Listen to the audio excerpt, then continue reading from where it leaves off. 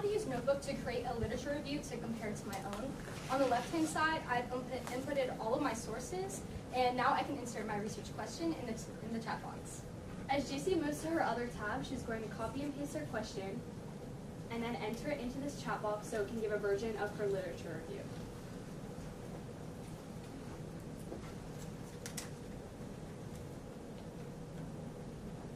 Now I noticed that it does not include any citations, so I have to ask again.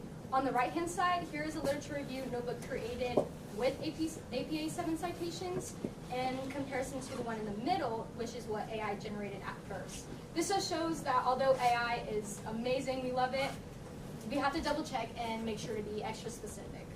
Now I can use the one on the right-hand side to check any themes, citations, and also see the weaknesses and strengths in my own paper. Next, Lexi will show how she used AI to create an overview/abstract. On your right side, Lexi will copy and paste her research question to create an overview of her research articles. What I could potentially use Notebook for is writing an overview using my sources. Here, it gives me an abstract, an introduction, and multiple topics within my topic. She also chose the option to create a mind map in the studio section to organize her ideas visually. This gives me a visual representation of what I chose to study, which was adolescent well-being and digital influence.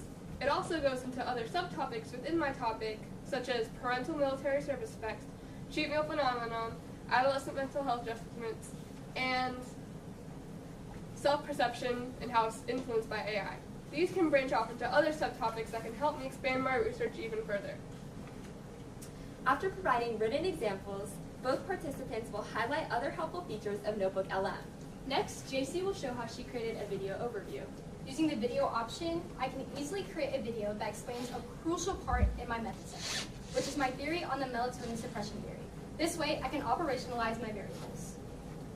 She will once again copy and paste, but this time specifically for her video, and she will insert it right here to the video overview button. Since these videos usually take a little too long for this presentation to upload, she's going to click on a pre-uploaded version. Let's talk about something that almost all of us do. It's that seemingly harmless habit of scrolling on our phones right before bed. But what is that late night glow actually doing to our sleep? You know the drill. The day's over, the lights are off, and you're just gonna have one last look at your feed. It feels like a way to wind down, right? Well, if this is your nightly ritual, I'm here to tell you, you are so not alone. In fact, a poll from the U.S. National Sleep Foundation found that 97% of teenagers use some kind of tech in the hour before they even try to go to sleep. As you can see, AI helped to generate an informational and helpful video all connected back to JC's research topic. Similarly, Lexi next uses the audio overview to give insight and a summary of her sources. Now, Lexi will demonstrate the audio overview feature by copying and pasting her prompt into the chat box. Notebook offers different types of audio podcasts on my topic. Here I will play both a brief and a deep dive to demonstrate this.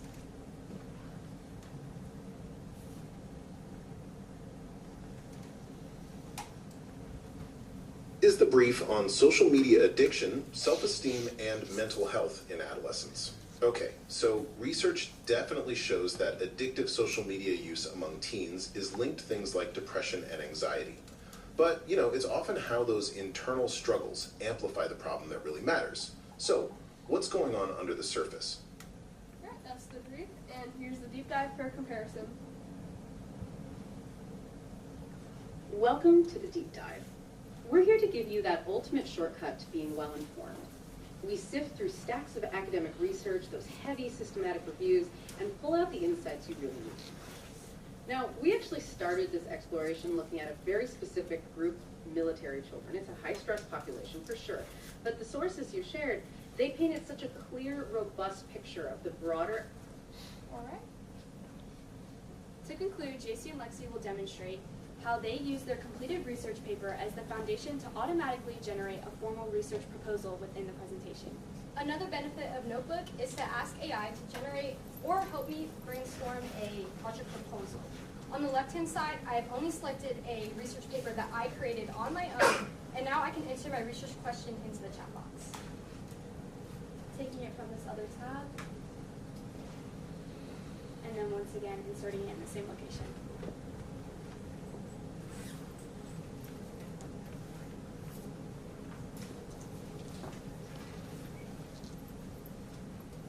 Again, making sure to double check and be specific, I can use the proposal notebook created on the right-hand side with citations to help me make sure that the research question is aligned. Next, Lexi will show her research proposal as well by once again copying and pasting it into the chat box. Here on this side, I can pull up my literature review that I wrote myself. It includes an introduction, a research question, all the subtopics that I chose to study within my broad topic, my methods section, and my references that I found without the use of AI. When I request a research proposal from Notebook, it comes up with exactly what I chose to research, which is social media addiction, self-esteem, and military children. It comes up with a research question, my gap, a methods section, and overall creates a literature review completely AI generated. What I can use this for is to check my own research and make sure I have not left out any crucial parts of my research myself. Now, after we have run our experiments, we can once again revisit the notebook program for our mixed method studies for qualitative and quantitative statistics. This saves us from having to purchase a statistics program or a coding program. As we transition into the second part of our meeting, please ask the students to show you how they plan to use AI to create our projects for the Presidential AI Challenge. But before we move on, does anyone have any questions? Okay, thank you.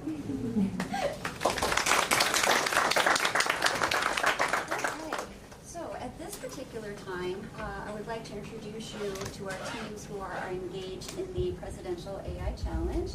And so we have a team, a team of one right here. Jude decided to he jumped on board yesterday, so he might be a little not sure what he's doing, but he is definitely doing it with us.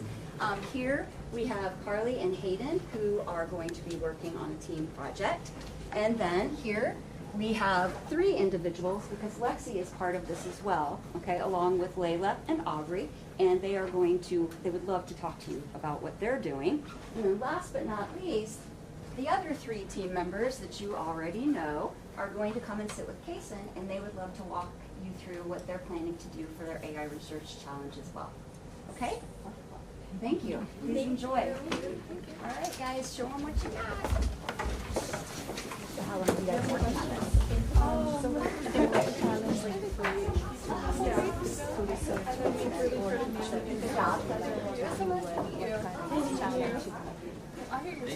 Yeah, like the option to choose like what you really wanted. So I feel like that was probably like the hardest of zoning it down to what I really wanted to do. I think that was the hardest part. But right now, it's probably our research part on like how we're going to survey the school, or like whatever we're going to survey with, and all the methods you have to choose. You have to like zone it down into one specific thing. It's a lot. I chose school safety. It's like a big part in like my life right now. So it's like if it's relevant in my life right now, that's what I'm going to focus on. to talk about the representation of women in STEM and how it affects adolescents' worldview of gender roles. Too friendly is the boundaries between you friendly and becoming your friend research like the impact of this current 5 blocks in virtual classroom have IEPs and tribal programs such as the IPA Act. And I'm so we are more so on how when we were on AI more friendly so that we could be better implemented to get our schools and students to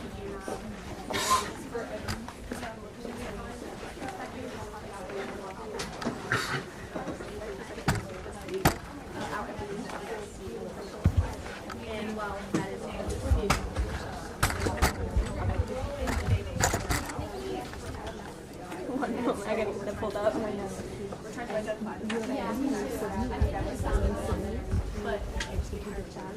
Oh, that's a separate topic that we decided. So those were our research topics for the AP for the AI challenge.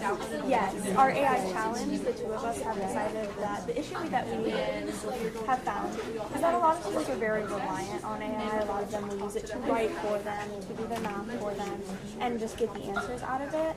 We found a way that on Gemini there is a way that you can make essentially a mini AI form, and you can input instructions as well as a background of information that it can use to prevent it from writing for students, but teaching how to think for themselves and how to write for themselves.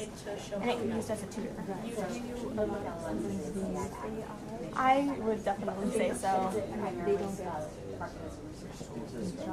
Some of them do when they get caught, but many teachers I've noticed either one aren't looking for it or two have trust in their students that they are going to have integrity, but some of them do not.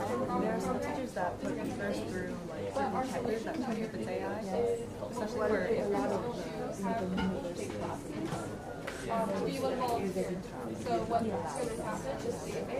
That's one big risk with College Board is that if they detect anything AI within yours, you can be barred from taking any tests in the future. So that's one thing.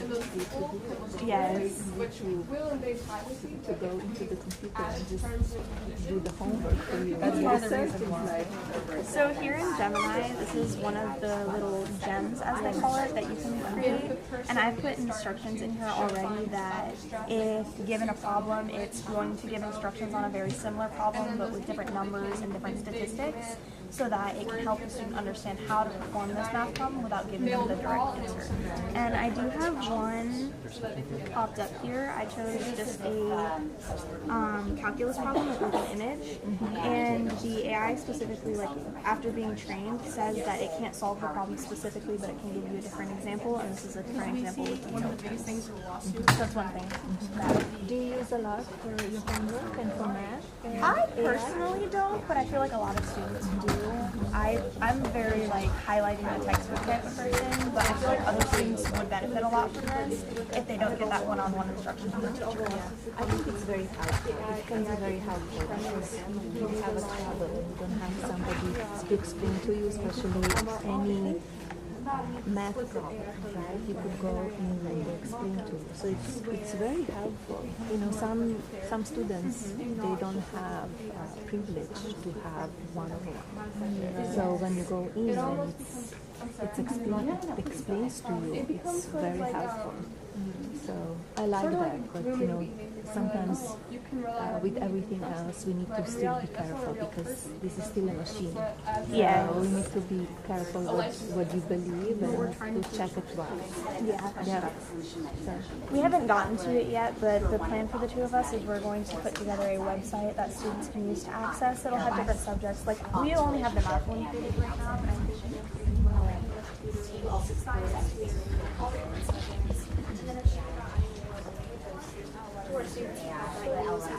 a conversation practice and I feel like it's helped a lot with students who are virtual or online where we don't have that situation. And our biggest thing that is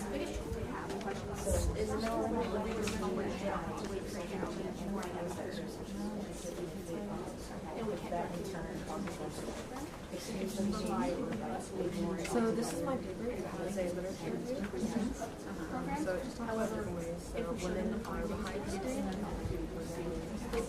how they're actually portrayed, like their slashes, that women are sexualized.